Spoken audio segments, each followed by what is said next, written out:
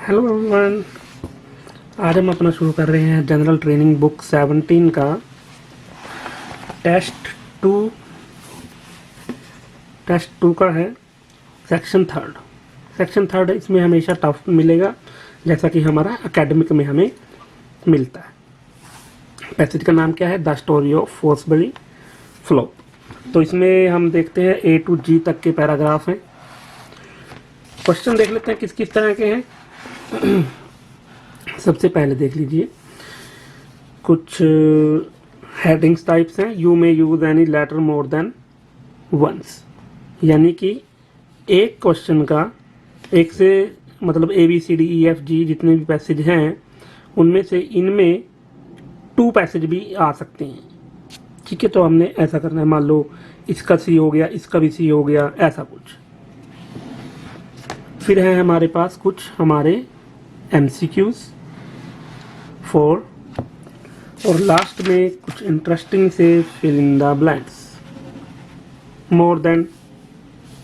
मोर than 2 words. So सबसे पहले हम देखते हैं अपना, इसमें देखिए एक टेक्निक हमने क्या यूज करनी है। सबसे पहले हमने नोट डाउन कर लेना है कि इंटरव्यू के बारे में, about his development, Fosbury flop, Dick Fosbury हैं जो, उनके बारे में इंटरव्यू के बारे में बात होगी। फिर Fosbury achieved a sudden improvement in the height में सडन इम्प्रूवमेंट, सीजर्स वगैरह दिए हुए हैं, देखो सीजर्स 2 बार, तो ऐसा कुछ वर्ड आएगा अगर, तो उसके ऊपर ही हमें इसका आंसर मिल जाएगा। और अगले में है रिचार्ड होफर, जहां ये नेम आएगा वहां पर हमने देख लेना है। तो चलिए अब पहले हम लिस्ट ऑफ हेडिंग शुरू करते हैं। लिस्ट ऑफ हेडिंग देख लीजिए। सबसे पहले हम क्या करते हैं, अगर आपको लगता है कि कोई और पैसेज सही है तो आप मुझे कमेंट बॉक्स में जरूर बताएं। सबसे पहले a suggestion that Fosbury should change his way of jumping. एक सजेशन दिया गया था जिसमें यह बताया गया है कि उसे अपना जंप करने का जो वे है, जंप मतलब ये हाई जंप करता है जिसमें वो एक स्टिक से मतलब एक डंडा लगाया होता है, उसके ऊपर से उसे जंप करना होता है। तो अब देखते हैं, इसका आंसर है आपका C। इसमें एक सजेशन दिया गया है कि उसे उसका वे चेंज कर लेना चाहिए जंप करने का। तो आप इसमें देखिए ये कहां पर बात की गई है। अब देखो, Fosbury explained that when he first learn to high jump as 10-11, तो यहाँ सीधर स्टाइल में उसने जंप किया था, कोशिश की थी सीधर स्टाइल में। और लेकिन उसके कोच ने उसको क्या बताया था, that I was never going to get anywhere with that technique. उसके कोच ने उसको कौन सी टेक्निक बताई थी? Belly roll technique. तो लेकिन उसने ये लाउजी और स्टाइल अच्छा नहीं लगा, उसको फ्रस्ट्रेशन फील हुई, that if I really wanted I could still use the scissors. तो ये वो सीजर्स टेक्निक यूज करता था। अब एक और बात है इसमें, एक बैली रोल टेक्निक इसके कोच ने बताई, लेकिन ये फ्रस्ट्रेट हो गया। अब फ्रस्ट्रेट हो गया मतलब अनसेटिस्फाइड हो गया। यही अगर आप देखें 32 में, a reference to a time when Fosbury was dissatisfied with his athletic performance। जब उसके कोच ने उसे बताया कि आपने ये टेक्निक यूज नहीं करनी सीजर्स वाली, आपने बैली रोल करनी है, तो वो फ्रस्ट्रेट हो गया। ठीक है, उसे अच्छी वो नहीं लगी, तो इसलिए इसका तो हमारा आ गया C, आना ही था। 32 का तो C हो ही गया। अब हमने देखना है अपना 28 का, A suggestion that Fosbury should change his way of jumping। इसमें देखो बताया गया है ना, एक सजेशन दिया गया है, उसके कोच ने दिया है सजेशन कि आपको क्या करना होगा, अपनी टेक्निक को चेंज करना होगा, सीजर से जो भी है रोल वो वाली टेक्निक आपको अपनानी पड़ेगी, बैली रोल। तो इसके लिए इसका आंसर हो गया आपका C, बहुत का C हो गया। अब 29 देख लीजिए। 29 का देखिए, a reference to an opportunity offered to Fosbury that made him feel honoured. एक पैसेज में इसकी बात की गई है, एक अपॉर्चुनिटी दी गई फॉसबरी को जिससे उसे फील ऑनर्ड, काफी सम्मानित महसूस उसे हुआ। तो देखिए 29 का है आंसर G। सम्मानित महसूस कब हुआ उसको, और किसी में ऐसी बात नहीं कही गई जिसमें कि उसका नाम देखिए, Fosbury explain how he came to name the flop. उसका नाम रखा गया था फ्लॉप, जैसा कि पैसेज का नाम है Fosbury flop. I am very proud feel किया इसने that I received the naming right, कि उसके नाम के पीछे ये नाम लगा दिया गया। But the term which the style is known did not appear overnight, overnight नहीं बना था। To tell the truth the first time that I was interviewed and asked what do you call this, तो उसने ये सब कुछ किया। तो यहाँ उसे प्राउड फील हुआ खुद पर, उसे ऑनर जब उसको नाम दिया गया फ्लोप का, फॉसबरी फ्लोप, तो उसे ऑनर फील हुआ। तो इसलिए इसका आंसर आपका रहेगा जी, 29 का आपका आंसर रहेगा आपका जी। A reference to the fact that the Fosbury was a very influential high jumper, एक फैक्ट का रेफरेंस दिया गया है कि वो फॉसबरी जब था वो क्या था, एक बहुत ही ज़्यादा इन्फ्लुएंशियल हाई जंपर था, प्रभावित करने वाला। तो ये रेफरेंस देखिए ए में दी गई है main. October 20, 1968, 21-year-old university student from the USA called Dick Fosbury completely transformed the sport, जिसने स्पोर्ट को ही चेंज कर दिया। Of his high jumping with a gold medal जीता, ओलंपिक रिकॉर्ड जंप बनाया इतने मीटर्स का मैक्सिको सिटी गेम्स में, अकम्प्लिश किया this fabulous feat by sailing over the cross bar head first and backward, उसने एक जंप किया जो भी था। As colourfully describe that day, इस दिन को क्या नाम दिया गया लॉस एंजल्स टाइम एक न्यूज़पेपर ने, Fosbury goes over the bar like a guy being pushed out of a 30 story window, जैसे पर्सन को 30 स्टोरी विंडो से जंप करवा दिया जाए ऐसा लगा। तो इसमें देखिए उसकी पूरी उसके अकम्प्लिशमेंट्स के बारे में विस्तृत बताया गया। गोल्ड मेडल भी जीता है, हाईएस्ट जंप भी लगाया, ओलंपिक रिकॉर्ड जंप बनाया, तो अखबार ने भी उसके बारे में बताया। तो इसलिए इसका आपका आंसर रहेगा ए। आगे देखो कन्फ्लिक्ट, यानी कुछ कन्फ्लिक्ट बताया गया होगा दो चीजों के बारे में। conflicting explanation given by Fosbury for the way the idea for the Fosbury flop began, एक कन्फ्लिक्ट यानी ये बात भी करना और दूसरी बात भी करना, फॉसबरी ने खुद दिया हो वो कि उसने जहां से स्टार्ट किया था। तो कन्फ्लिक्ट देखो कैसी है, इसका आपका आंसर है जो एक सेकेंड वो है 31 का बी। तो बी में देखिए कि पहली बार उसने क्या कहा, कन्फ्लिक्ट देखो कहाँ है। At first, when asked about how this unorthodox maneuver originated, Fosbury first would joke with sports writer, informing some that because of his university background in physics and engineering, he had initially designed the flop on paper. तो ये बात इसने की। However, जबकि conflict क्या दिया, दूसरी side, दूसरे इंटरव्यू में उसने कुछ और बताया। Fosbury revealed that the technique actually unfolded over many years and involved countless trials and errors. It was simply a natural technique थी that evolved, he said, कि ये टाइम के साथ इवॉल्व होती गई, ये सिंपल टेक्निक थी। तो इसके बारे में इसने बताया है, जबकि यहाँ फर्स्ट साइड कुछ और बताया था, हाउएवर लगा के दूसरे इंटरव्यू में कुछ और। तो ये इसका हो गया कन्फ्लिक्ट, जिसके लिए इसका आंसर रहेगा आपका बी। तो अब हम आगे देखते हैं, आगे हम बात करते हैं इसमें when interviewed about his development of the Fosbury flop, Dick Fosbury, जब इंटरव्यू लिया गया उसकी डेवलपमेंट के बारे में, तो उसने क्या कहा, क्या उसने ये कहा always insisted that he had carefully designed it on scientific principles, said he wanted to develop a technique that only he could use, जिसे वही अकेला यूज कर सके, तो ऐसा कुछ अभी देखते हैं।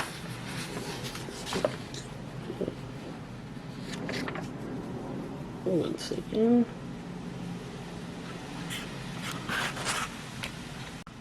तो अब 33rd का देखिए, interview about his development of the Fosbury flop, Dick Fosbury. Answer है डी। कैसे है, stated that it had been done gradually without any overall plan, ये किसी ओवरऑल प्लान के बिना ही चलता गया, वो करता गया इसे, उसने कोई प्लान नहीं बनाया इसके लिए पर्टिकुलर। यहां देखिए उसने यहाँ पर बताया है कि वो ट्रिप्ड हुआ, tripped and fell backward on his takeoff. Later interview में क्या बताया, मैनी ईयर्स अनफोल्डेड रहा, काउंटलेस ट्रेल्स एंड एरर्स। उसने कहा कि ये नेचुरल टेक्निक थी। He said I was never thought about how to change it and I am sure my coach was going crazy because I kept evolving, वो evolve करता रहा, विकास करता रहा। I did not know anyone else in the world would be able to use it, वो नहीं जानता था कि कोई और भी इसको करता था। तो मतलब टाइम के साथ वो इवॉल्व करता गया अपनी चीजों को, तो इसलिए इसका आंसर आपका रहेगा डी। प्लान नहीं बनाया, ऐसे ही इवॉल्व करता रहा। अब ए देखिए, अगर ये होता, always insisted that he had carefully design it on scientific principles की बात हुई है, किसी साइंटिफिक प्रिंसिपल की मदद ली नहीं। Said he wanted to develop a technique that only he could use, जो वो अकेला यूज कर सकता था, वो ऐसी टेक्निक बनाना चाहता था जो सिर्फ वही यूज कर सके, ऐसी कुछ बात की गई हो जिसे सिर्फ वही यूज कर सके, नहीं। यहां देखो, I did not know anyone else in the world would be able to use it, वो नहीं जानता था कि और कोई भी इसको करता था, ऐसा कि कहा गया है। ये नहीं कहा गया कि और कोई इसको, वो ऐसी टेक्निक डेवलप करेगा जिसे सिर्फ वही बना सके, नहीं, ये तो एक नेचुरल टेक्निक थी, उसने कुछ भी ऐसा डेवलप नहीं किया। Claimed it was inspired by an injury he suffered while making a jump, हाँ, एक इंजरी की बात की गई है अलग पैसेज में, लेकिन यहाँ नहीं है। लेकिन इट वॉज इंस्पायर्ड बाय, लेकिन वो इंस्पायर हुआ था वहां से अपनी इंजरी से जंप करते हुए, नहीं, तो इसका आंसर आपका डी रहेगा। 34 पे चलिए। फोर्सबरी अचीव्ड अ सडन इंप्रूवमेंट, एकदम से इंप्रूवमेंट हुई हाइट में, he could jump when he, उसने एकदम उसकी हाइट में इंप्रूवमेंट हुई जंप लगाते हुए, जब उसने क्या किया, started to adapt the scissors technique, जब उसने सीजर टेक्निक अपनानी शुरू कर दी। जैसा कि हमने शुरू में इसमें पढ़ा है, देखो सीजर टेक्निक के बारे में, यहाँ सीजर स्टाइल वो करता था, he tried jumping with the scissor style, he use this until went to the high school में उसने यूज किया। अब देखो उसने इंप्रूवमेंट कैसे की, उसमें हाइट में कैसे इंप्रूव हुआ, ये देखो, जब वो सीजर्स टेक्निक को दोबारा यूज करने लगा, he explain as the bar was raise each time, जब बार को जिससे उसने जंप करना था उसको हर बार ऊंचा कर दिया गया, I began to lift my hips up and my shoulders went back in reaction to that, at the end of the competition I had improved my best by 15 centimetre to 1 metre 78, इतना improve उसने कर लिया। Even place third आया, फिर भी the next 2 years curved approach I began lead to my shoulder, तो उसने अपनी टेक्निक में इंप्रूवमेंट करनी शुरू कर दी। किस टेक्निक की वजह से हुआ था भाई, ये सीजर टेक्निक की वजह से। आगे देखो, इसी में देखो और ऑप्शन देखिए, ये तो आंसर हो गया। Became much more determined to win competition, ऐसी बात की गई है कि उसने कंपटीशन जीतने के लिए और चाह दिखाई, नहीं। 3rd नंबर पे आया था, ऐसा कुछ नहीं दिखाया। और डिसाइडेड टू अबैंडन, त्याग देना, क्या उसने अबैंडन कर दी थी, सीजर टेक्निक को त्याग दिया था, छोड़ दिया था, नहीं, उसने तो दोबारा यूज किया था इसको। Found a new way of using the belly roll style, एक नया स्टाइल ढूंढा बेली रोल को, जो उसने उसके कोच ने बताई थी टेक्निक, नहीं, इसको तो उसने छोड़ दिया था भाई, अबैंडन तो इसको किया है, तो इसलिए आपका आंसर इसमें रहेगा ए। आगे देखिए, when describing the way that Fosbury's jump evolved, Richard Hoffer stress, अब रिचर्ड होफर्ड ने क्या कहा, जब उसका जंप विकसित हुआ, इवॉल्व हुआ, तो इस पर्सन ने, होफर ने क्या कहा, आंसर है the process was more controlled than it appeared, कि जो उसका प्रोसेस था जंप लगाने का वो ज्यादा नियंत्रण में था, जितना दिखाई देता था उससे भी ज्यादा कंट्रोल्ड में था। यहां देखिए होफर के बारे में जो बात की गई है, Richard Hoffer wrote, it was on site engineering his body and mind working together, अब उसके बॉडी और माइंड एक साथ काम कर रहा था, making reflexive adjustments with only one goal, getting over the बार, एक ही इसकी इच्छा थी कि उससे ऊपर से जंप करना है।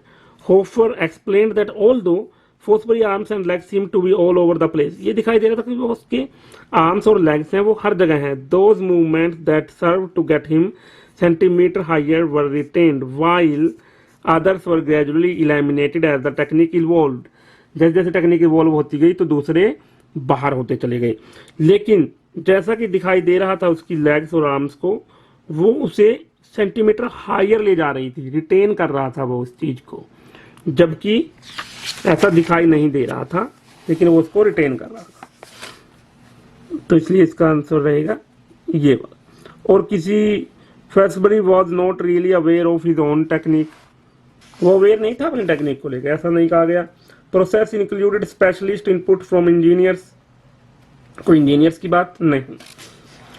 तो अब देखिए लास्ट वाला 36, Fosbury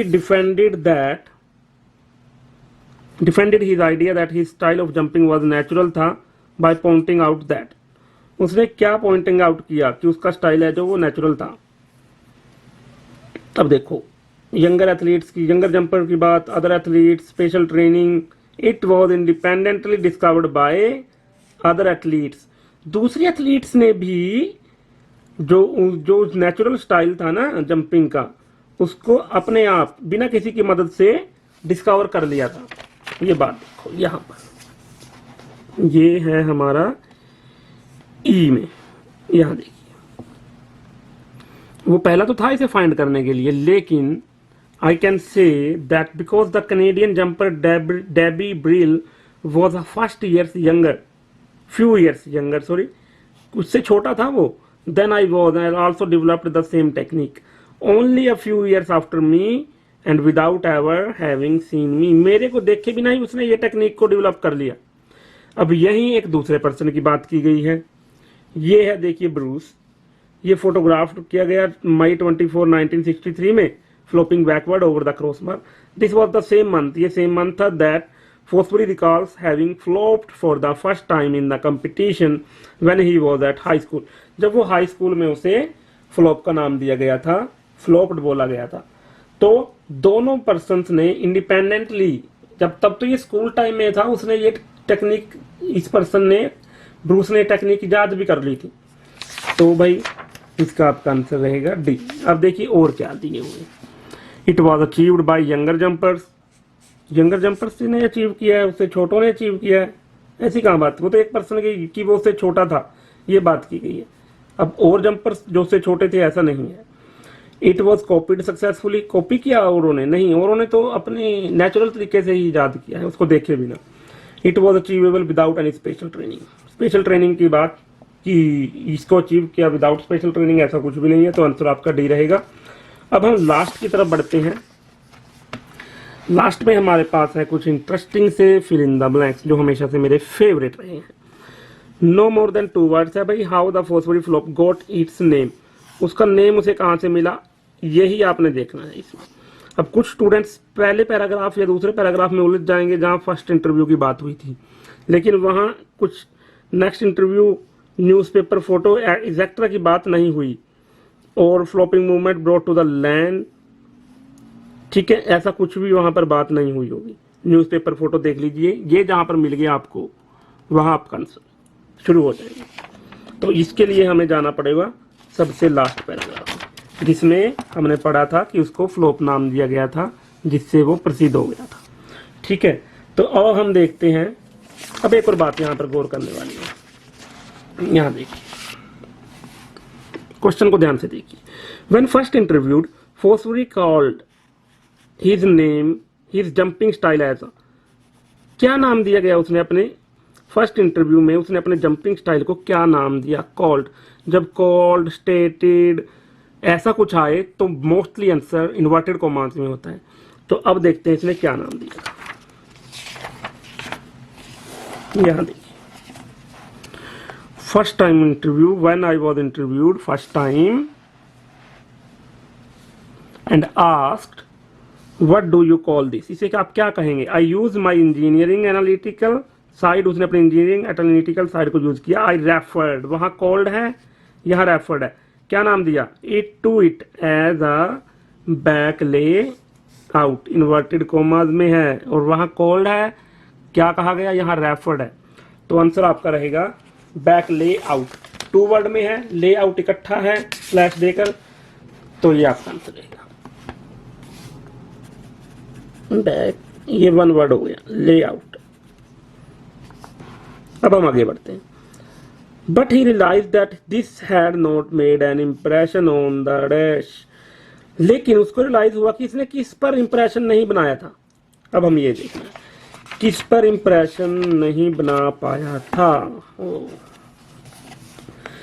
it was not interesting, वो कह रहा कि इंटरेस्टिंग नहीं था, यानी कि किस पर इंप्रेशन नहीं बना पा रहा था। And the journalist did not even right it down, journalist ने इसे लिखा तक नहीं, तो मतलब जर्नलिस्ट पे इंप्रेशन नहीं बना पाया। तो आपका आंसर यही रहेगा, जर्नलिस्ट लिख दीजिए।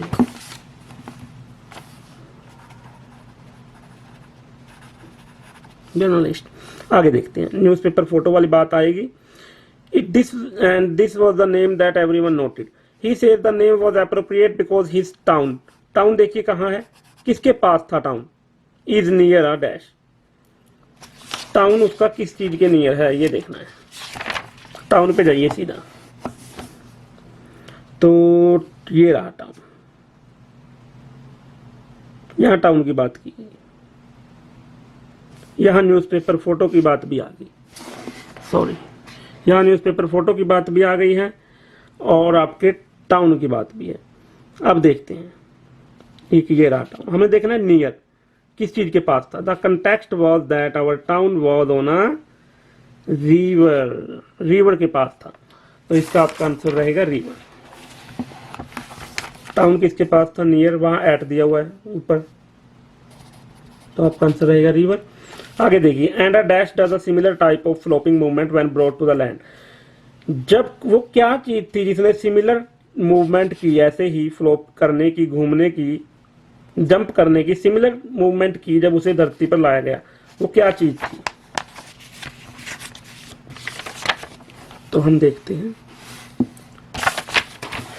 यहां देखिए रिवर के पास था, on a river, very popular for fishing के लिए popular, an hour from the Pacific ocean, and when you land a fish on a bank, जब किनारे पर लाते हैं इट्स फ्लोपिंग, कौन फ्लोप कर रहा है, कौन जंप लगा रहा है, फिश, जब किनारे पर लेके आते हैं यानी कि लैंड पर लेकर आते हैं, तो वो पे क्या है भाई, फिश। थैंक यू एवरीवन, ज़्यादा से ज़्यादा शेयर करें, अगर अच्छा लगा हो या कोई भी आपने सुझाव देना हो, कोई फीडबैक, तो कमेंट बॉक्स में जाके कमेंट जरूर करें। Thank you very much.